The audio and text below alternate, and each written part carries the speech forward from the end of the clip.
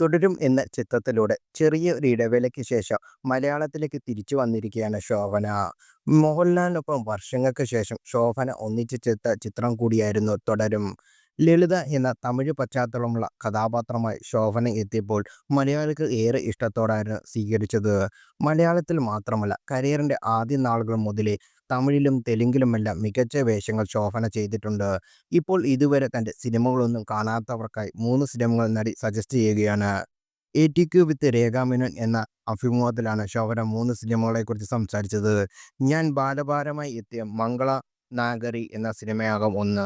പിന്നെ പുതിയ പടവുമായ തുടരും. എനിക്ക് ഒരുപാട് മികച്ച തെലുങ്ക് സിനിമ കരിയറിൽ ലഭിച്ചിട്ടുണ്ട്.